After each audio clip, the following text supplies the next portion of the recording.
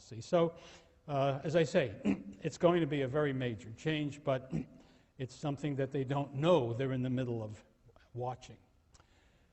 Well, in 359, a man called Philip became king of Macedon. Macedon, which is, we know the Macedonians were fundamentally Greeks. That is to say, they were Greek speakers, and ethnically, if there is such a thing, they were Greek. But they were so far out of the mainstream of the development of the Greek polis that we have been examining this semester, that many, many Greeks, perhaps most of them, didn't think of them as being Greek. You know, when Greeks thought about what it was to be a Greek, they thought about more than the fact that they spoke the Greek language. They thought fundamentally, if you get to Aristotle, you see how thoroughly true this is, it had to do with a culture, a way of life. And that way of life was based upon the independent polis.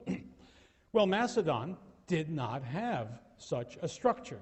Macedon, the Greeks called the Macedonians an ethnos, a tribal group is what that sort of means. We use the word sort of nation somehow to translate ethnos, but and that's okay. The word nation itself, remember, comes from the Latin word which means to be born, people who are born of the same stock.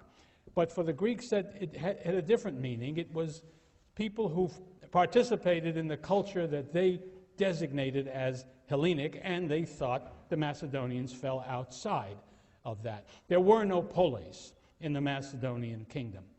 It was something that we might call feudal. That is to say, yes, there was a monarch, but there were powerful noblemen who were practically independent and who owed only a limited allegiance to the king and who were really the dominant figures in the state for most of the history prior to the appearance of Philip. On the other hand, the king was an important and powerful character, so that you have this was true of European feudal states at certain periods in their development. On the one hand, the fundamental society was based upon great lords, great noblemen, barons, but there was a king, and he was not inconsequential. That's the situation that obtained in Macedon. In a certain sense, if a Greek had looked at Macedonian society prior to Philip, he might have described it as Homeric, and you'll be familiar with that.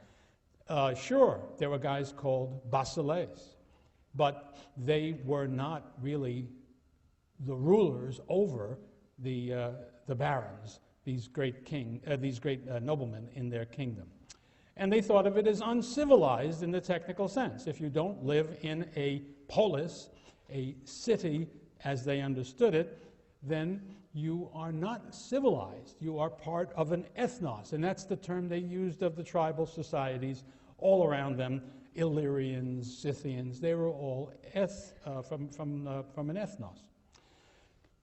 The Macedonians, on the other hand, claimed very proudly and powerfully and insistently that they were Greeks, they were Hellenes, and they probably invented a myth of their descent, indeed, not merely from Greeks, but from the real Greeks, that is to say, the Argives, who were the leading people in the time of Homer's poetry, and they claimed direct descent from Agamemnon and the other Argive kings.